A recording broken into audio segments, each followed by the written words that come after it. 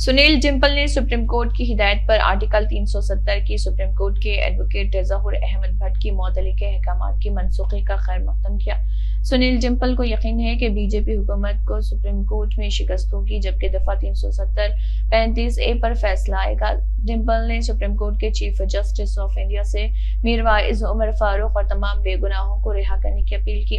सुनील जिम्पल ने गुलाम नबी आजाद से मुतालबा किया है कि वो फौरी तौर पर वन नेशन वन इलेक्शन के पैनल से मुस्तफी हो जाएं, क्योंकि यह कानून जम्मू कश्मीर के अवाम, इलाकाई जमातों के लिए खतरनाक है और आर्टिकल 370-35A के खिलाफ है। बेहद मुबारक की बात है कि हमारे सुप्रीम कोर्ट के एक वकील ज़हूर अहमद भट्ट को, जिसने भारतीय जनता पार्टी की सरकार ने अपनी हार आर्टिकल 370-35A रियासत के दर्जे की इल्हाक की शर्तों वाली रियासत जिसकी हम मांग कर रहे हैं, उन इंस्ट्रूमेंट ऑफ असेशन की शर्तों वाली जम्मू कश्मीर, लद्दाख, POK, गिलगित बल्टिस्तान 370-35A की वापसी की जो पिटीशन फाइल की हुई है और जो पिटीशनर सीनियर एडवोकेट ज़हूर अहमद भट्ट साहब, जो सीनियर लेक्चरर भी हैं और सुप्रीम कोर्ट में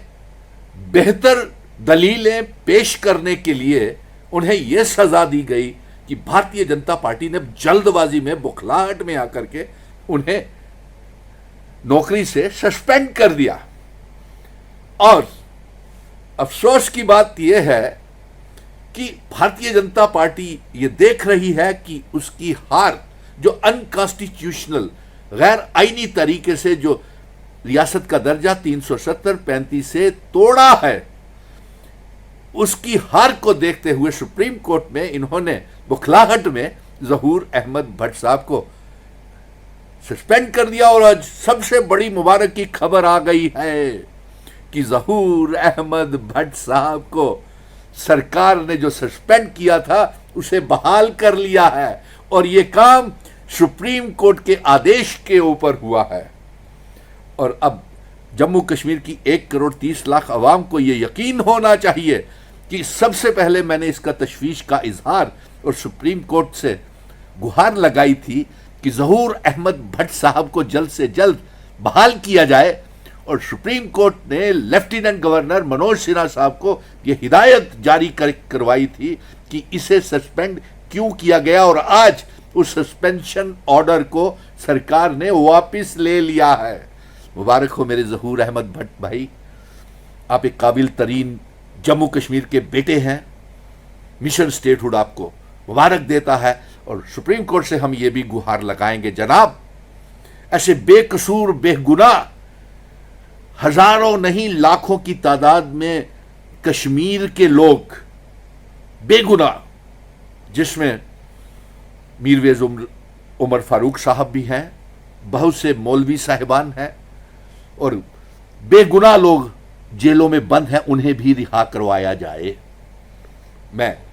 उम्मीद करता हूं कि सुप्रीम कोर्ट इसके ऊपर भी नजरसानी करेगी और जो नजरबंद या कैद हैं, या जिन्हें कहती है LG मनोज सिन्हा कहता है, गृह मंत्री कहते हैं कि मीरवेज उमर गिरफ्तार नहीं है, मीरवेज उमर फारूक साहब, तो वो घूम फिर क्यों नहीं पा रहे, वो ईद की नमाजें क्यों नहीं पढ़ पा रहे हैं। लेकिन अफसोस इस बात का भी है कि एक नया शगुफा, एक नई साजिश केंद्र की सरकार, भारतीय जनता पार्टी की सरकार मुल्क में कर रही है और इसका सबसे बड़ा खमियाजा जम्मू कश्मीर की आवाम को भुगतना पड़ेगा, जो इन्होंने नया कानून लाने का कोशिश कर रहे हैं, वन नेशन वन इलेक्शन, यानी कि एक देश एक चुनाव। और अफसोस देखिए, बदकिस्मती देखिए कि उस पैनल में गुलाम नबी आजाद ने नॉमिनेट किया गया और गुलाम नबी आजाद उस पैनल में चले गए और यह साबित हो गया कि वो भारतीय जनता पार्टी के नुमाइंदे हैं और भारतीय जनता पार्टी की इशारे के ऊपर जम्मू कश्मीर का जो केस है सुप्रीम कोर्ट में 370-35 से रियासत के दर्जे की वापसी और जिन शर्तों के ऊपर जम्मू कश्मीर का इल्हाक भारत के साथ हुआ था, उसे कमजोर करने के लिए ये पैनल में उन्होंने पैनल की अपॉइंटमेंट को स्वीकार कर लिया। और हम ये चाहेंगे कि गुलाम नबी आज़ाद साहब आप बिना समय गवाए इस पैनल से इस्तीफा दीजिए, क्योंकि इस वन नेशन वन इलेक्शन का, एक देश एक चुनाव के इस कानून का जम्मू कश्मीर के ऊपर बहुत बड़ा असर होने वाला है। पहला असर यह होने वाला है कि जम्मू कश्मीर में चुनावों का कार्यकाल जो है, हम जो मांग कर रहे हैं कि इल्हाक की शर्तों वाली रियासत दी जाए, उस समय से लेकर के आज तक 6 साल समय टेन्योर होता है चुनावों का। लेकिन जब एक वन नेशन वन इलेक्शन का कानून आप पारित करेंगे तो इससे हमारा असेंबली का टेन्योर का फर्क पड़ जाएगा, वो 5 साल आ जाएगा। ये यहां पे लागू हो ही नहीं सकता। और ये 370-35 से रियासत के दर्जे की जंग को भी कमजोर करेगा। इसलिए आप बिना शर्त इसको इस्तीफा दे दीजिए। और साथ में हमारी आइडेंटिटी, डेमोग्राफी, इतिहास, टोपोग्राफी इस तरीके से है, और इससे हमारे जम्मू कश्मीर की रीजनल पार्टीज, छोटी रीजनल पार्टीज जैसे नेशनल कॉन्फ्रेंस, पीडीपी, अपनी पार्टी, आपकी अपनी जमातों के ऊपर डिक्टेटरशिप, तानाशाही, और ये उनके ऊपर भी इसका बड़ा गहरा असर पड़ेगा रीजनल पार्टीज का। मैं अभी जम्मू कश्मीर की बात कर रहा हूं, पूरे मुल्क में भी इसका बुरा परिणाम होना, अंजाम होगा इस कानून को अगर पारित किया गया तो। क्योंकि आपने एक देश एक चुनाव रहने ही कहां दिया गया है, एक देश को तो आपने बांट दिया हिंदू मुस्लिमों